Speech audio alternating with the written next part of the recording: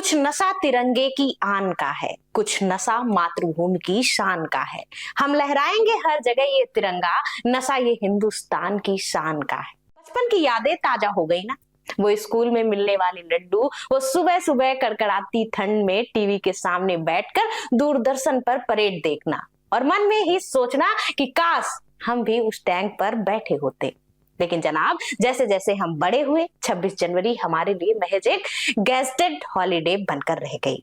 एक ऐसी छुट्टी जिस दिन देर तक सोया जा सकता है। लेकिन रुकिए, अगर आपको लगता है कि 26 जनवरी सिर्फ परेड और झांकियों का दिन है, तो आज आपको थोड़ा ठहरने की जरूरत है, क्योंकि आज हम उस तारीख की पोस्टमार्टम रिपोर्ट निकालने जा रहे हैं जिसने भारत को भारत बनाया।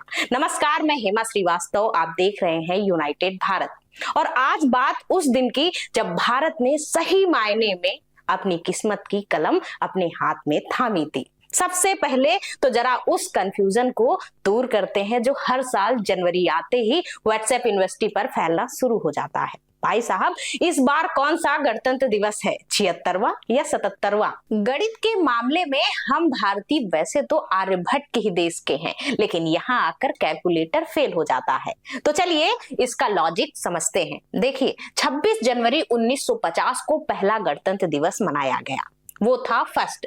अब अगर आप 2026 में बैठे हैं तो 1950 से लेकर अब तक 76वां साल पूरे हो चुके, यानी वर्षगांठ हुई है 76वें की। लेकिन जो समारोह हम मना रहे हैं वो है 77वां।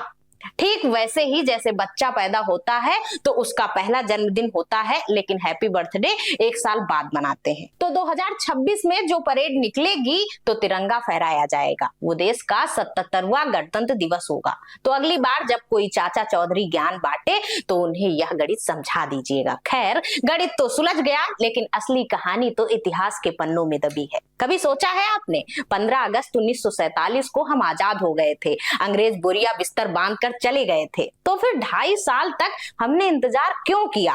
15 अगस्त को ही संविधान लागू कर देते, 20 अगस्त को कर देते। आखिर इस जनवरी की तारीख में ऐसा कौन सा सुरखाब का पर लगा था कि पूरा देश इसके लिए रुका रहा?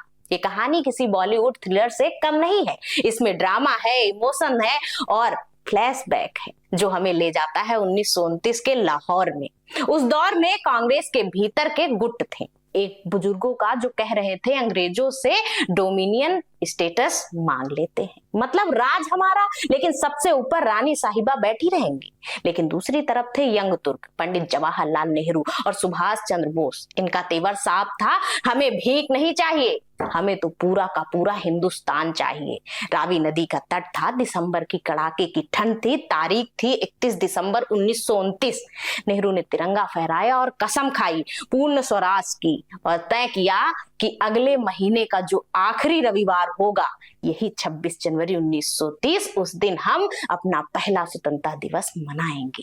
जी हाँ, आपने सही सुना, 1930 से लेकर 1947 तक पूरा देश 26 जनवरी को ही आजादी का दिन मानता आ रहा है। वो तो माउंटबेटन साहब को जल्दी थी, उन्होंने 15 अगस्त की तारीख थोप दी, लेकिन हमारे संविधान निर्माताओं के दिल में 26 जनवरी के लिए एक अलग ही जगह थी। वो इस तारीख को इतिहास के रद्दी की टोकरी में नहीं फेंकना चाहते थे। इसीलिए जब संविधान बनकर तैयार हुआ तो उन्होंने कहा, रुकिए 2 महीने और सही, लेकिन यह किताब 26 जनवरी को ही खुलेगी। लेकिन एक कड़वा सच बताऊं, 15 अगस्त 1947 से लेकर 26 जनवरी 1950 के बीच जो वक्त था वो बड़ा अजीब था। हम आजाद तो थे, लेकिन हमारा अपना कोई कानून नहीं था। हम अंग्रेजों के बनाए गवर्नमेंट ऑफ इंडिया एक्ट 1935 पर चल रहे थे। हालात वैसे ही थे जैसे आप नया घर खरीद लें, लेकिन चाबी अभी भी पुराने मकान मालिक के पास हो। 1947 में हम डोमिनियन थे, हमारे हेड ऑफ स्टेट कोई भारतीय नहीं बल्कि किंग जॉर्ज 6 थे। सोचिए, आजादी की लड़ाई लड़ने वाले देश का मुखिया एक ब्रिटिश राजा, यह बात हमारे नेताओं को चुभ रही थी। एक संप्रभु राष्ट्र को अपनी खुद की रूल बुक चाहिए थी, और यह रूल बुक यानी हमारा संविधान कोई 2 दिन में लिखी गई चिट्ठी नहीं थी। बाबा साहेब अम्बेडकर और उनकी टीम ने अपनी आंखों का तेल जलाया था। 2 साल 11 महीने और 18 दिन लगे थे इस दस्तावेज को तैयार करने में। दुनिया भर के संविधानों को खंगाला गया, उनकी अच्छी बातें निकाली गई और भारत के सांचे में ढाली गई। तब जाकर तैयार हुआ दुनिया का सबसे बड़ा लिखित संविधान। 26 नवंबर 1949 को यह बनकर तैयार हो गया था। साइन हो चुके थे, लेकिन जैसा कि मैंने बताया, उस 1930 वाली कसम को पूरा करने के लिए इसे बक्से में बंद रखा गया। और ठीक 2 महीने बाद 26 जनवरी 1950 को सुबह 10:18 पर भारत एक गणतंत्र घोषित हुआ। गणतंत्र यानी गण का तंत्र, एक ऐसा सिस्टम जहां राजा का बेटा राजा नहीं बनेगा, बल्कि राजा वो बनेगा जिसे जनता चुनेगी। रायसीना हिल्स से यूनियन जैक नीचे उतरा और हमारा प्यारा तिरंगा शान से ऊपर गया। डॉक्टर राजेंद्र प्रसाद ने पहली बार राष्ट्रपति के तौर पर शपथ ली और 21 तोपों की सलामी ने दुनिया को बता दिया कि शेर अब जाग चुका है। अब जरा बात करते हैं आज के दौर की। इस बार का गणतंत्र दिवस थोड़ा और खास होने वाला है। खबर है कि इस बार की थीम वंदे मातरम के 150 साल पर आधारित हो सकती है। बंकिम चंद्र चट्टोपाध्याय का वो गीत जिसने कभी अंग्रेजों की नाक में दम कर दिया था, आज 150 साल बाद भी हमारी रगों में बिजली दौड़ा देता है। कर्तव्य पथ, जिसे हम पहले राजपथ कहते थे। वहां जब हमारी सेना मार्च करती है तो वो सिर्फ परेड नहीं होती, वो एक संदेश होता है दुनिया की उन ताकतों को जो भारत को कमजोर समझने की भूल करती हैं।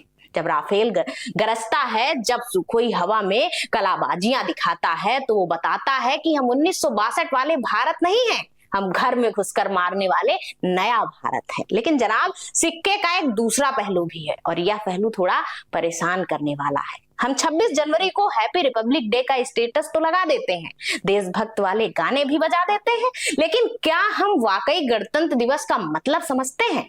संविधान ने हमें अधिकार क्या दिए हैं, बोलने की आजादी कितनी है, जीने की आजादी क्या है, इस पर तो हम खूब गला फाड़ते हैं। लेकिन उसी संविधान ने कुछ फंडामेंटल ड्यूटीज यानी मौलिक कर्तव्य भी लिखे हैं। उनका क्या? ट्रैफिक सिग्नल तोड़ते वक्त, टैक्स की चोरी करते वक्त या सड़क पर कचरा फेंकते वक्त हमारा गणतंत्र कहाँ चला जाता है? क्या गणतंत्र का ठेका सिर्फ बॉर्डर पर खड़े जवान ने ले रखा है? रिपब्लिक डे कोई तारीख नहीं है, यह एक जिम्मेदारी है। यह एक दिन जो हमें याद दिलाता है कि यह आजादी खैरात में नहीं मिली। इसके लिए भगत सिंह ने फांसी का फंदा चूमा है, गांधी ने लाठियां खाई हैं और बोस ने अपनी पूरी जिंदगी दे दी। यह दिन है खुद को टटोलने का। 1950 में हमने वादा किया था कि हम भारत को एक संप्रभु, समाजवादी, धर्मनिरपेक्ष और लोकतांत्रिक गणराज्य बनाएंगे। 2026 आ चुका है, 76 साल हो गए हैं। हमें खुद से पूछना होगा कि क्या हम उस वादे पर खरे उतरे हैं? गणतंत्र दिवस की परेड देखिए, जलेबी खाइए, छुट्टी भी मनाइए, लेकिन कम से कम एक पल के लिए रुककर सोचिएगा जरूर कि जिस संविधान की शपथ लेकर यह देश चलता है, क्या हम अपनी जिंदगी में उसका एक पन्ना भी उतार पाए हैं? इस सवाल के साथ आपको छोड़े जा रही हूँ। फैसला आपको करना है कि आप सिर्फ भीड़ का हिस्सा हैं या एक सच्चे गढ़ का। मुझे दीजिए इजाजत, देखते रहिए यूनाइटेड भारत। नमस्कार, जय हिंद।